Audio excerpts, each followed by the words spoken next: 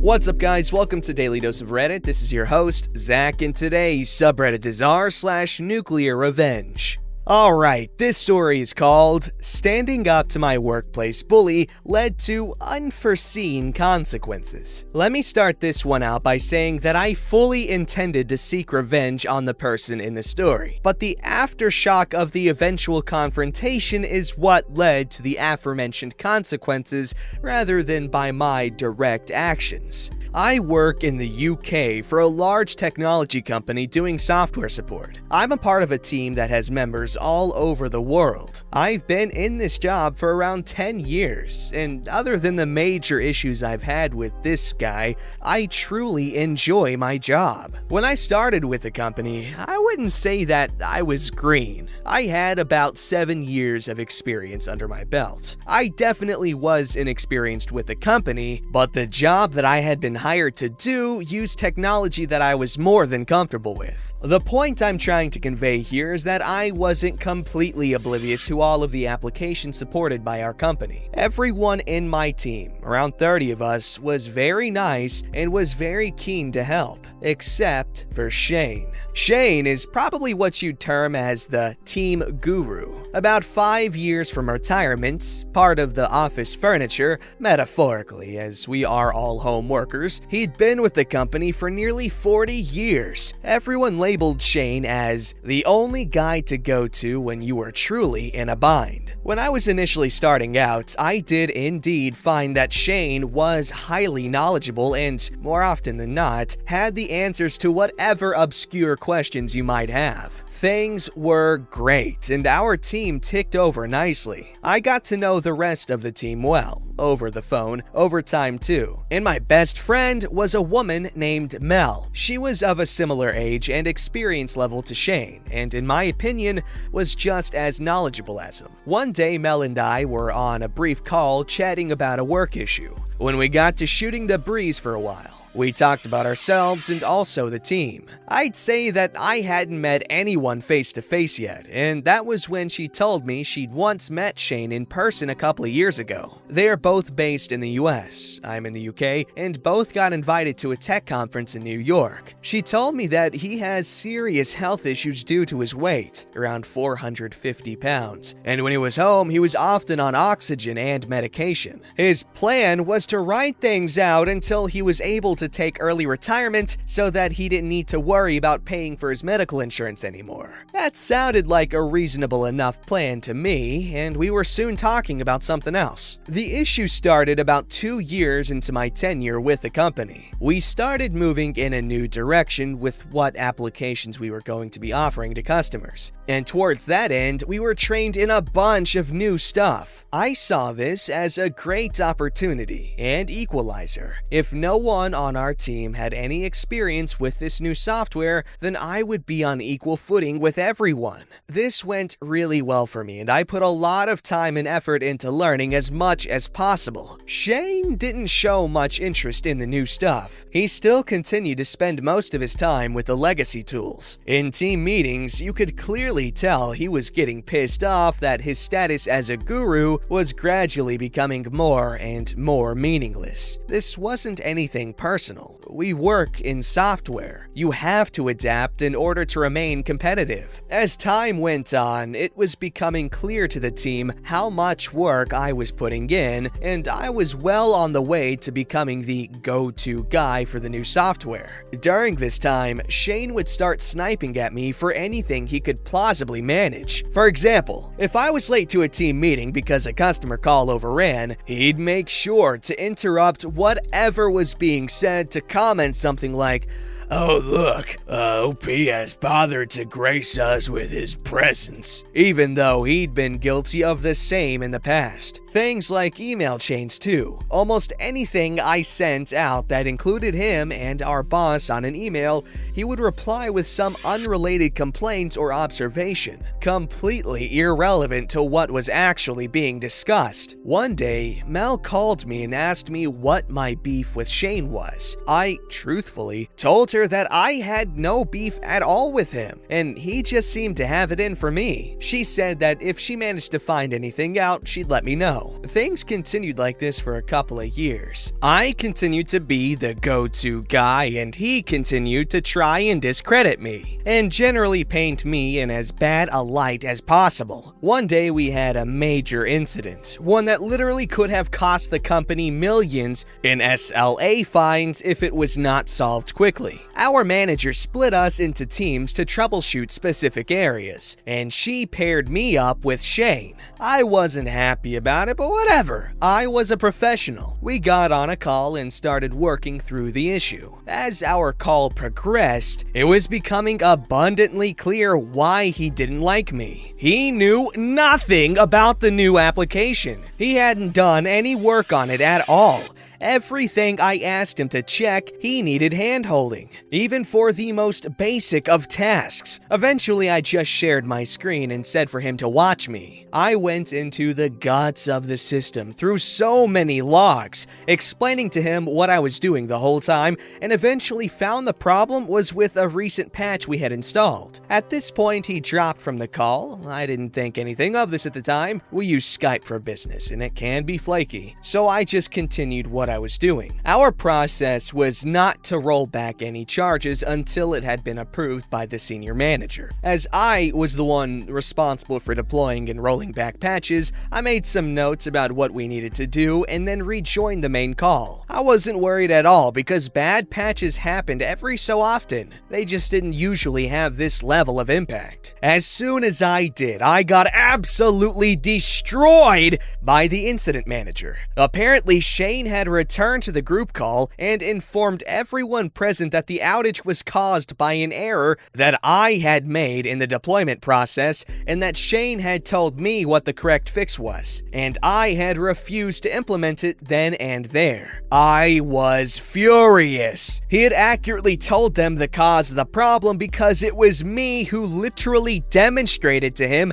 how to find it. I had even foolishly mentioned to him what I thought would fix the problem. Because of how long he'd been with the company compared to me, only our immediate team knew the truth about who was really the better skilled person in the situation. His historical reputation still carried a lot of weight with people who didn't work day to day with him. Because this incident was so major, over 100 people were on this call, several of them 2 or 3 levels of management above our team. He made me out to be a reckless, incompetent idiot, and he was believed. Despite my manager's protestations, I was disciplined and given a verbal warning. He, meanwhile, was congratulated for steering the company away from a potential disaster and given a commendation. I was so angry, and a while later, Mel gave me a call. Apparently, Shane had been bragging to her about putting that smart-ass punk in his place. She was shocked and asked him what he was talking about. His real beef was that he thought I had disrespected him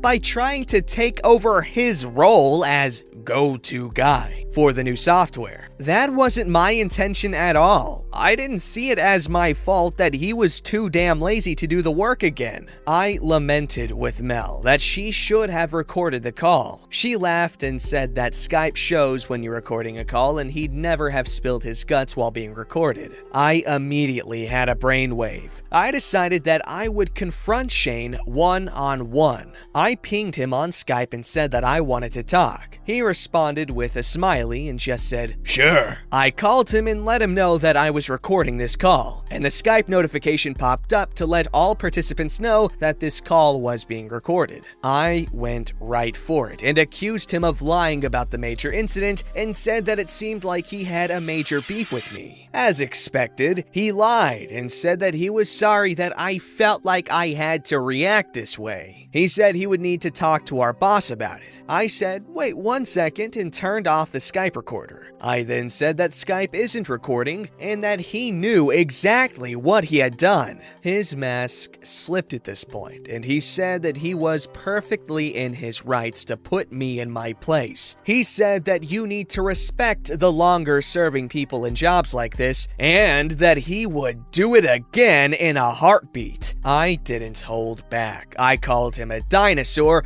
who refused to move with the times and wanted to coast out his days here without doing any work. He said that he was a couple of years away from retirement and he'd be damned if he was going to bust his ass for some shiny new software. I said to him, speaking of new software, has he heard of OBS? Of course he hadn't, and I suggested he Google it. I then hung up on him. Not long after, the messages started. He was begging me not to use the secret recording that I had taken. He said that if he gets fired, he will lose his retirement package and his medical benefits. I told him to go love himself and that he should have considered that before trying to get me fired. I passed all of this on to the relevant channels before really giving it any thought. Things set in motion, and sure enough, a few weeks later, after a company investigation, he was fired. I heard from Mel that he had asked to take early retirement so as to keep his benefits, but this was apparently rejected. It all came out later that apparently he had significant debts, and that he was counting on his retirement package to keep him financially afloat. With no job and no package, he had no money to pay for the medical treatment which he badly needed. He was in no state to get himself a new job, and his skills had stagnated so badly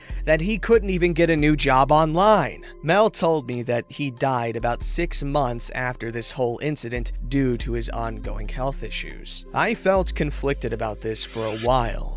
Sharing that recording obviously contributed to his death, but I don't know how bad I feel about it. I am a young guy trying to build my career, and he actively tried to destroy me. I should have maybe held off when he pleaded for me not to reveal the truth, but he was old enough and wise enough to not engage in the childish games he played. If I'd known he'd be dead as a result of this, I'd maybe have done things differently. It's one that stays with me, that's for sure. I'm still at the company, and I can tell you that I will never treat a new employee the way he treated me. So maybe the breaking of that cycle is the positive to come out of all of this. Was his death unfortunate? Yeah, it definitely was. Obviously, he did a really bad and selfish thing, but I don't think that means he deserved to die. And I'm not saying that OP caused him to die. That was all on that guy. It's just a sad sequence of events that this guy took, and well, he's not alive anymore to regret it, so. This story's called Piece of Sushi Man Terrorizes Town to the Point Where Someone Decides to Take Justice into Their Own Hands. Hi Reddit, this is my first time posting something, so sorry for formatting using my mobile. This is not my story, but something I watched on YouTube about. For those interested, it's BuzzFeed Unsolved. I'll try to best to think if I can. Also, sorry about it being so long. I tried to minimize as much as I could while painting a good picture. This is a story about Ken Rex McElroy. But before I start, you need to know a bit of backstory about him so you can see how much of a piece of sushi he is. Backstory! This happened in Skidmore, Missouri in 1981.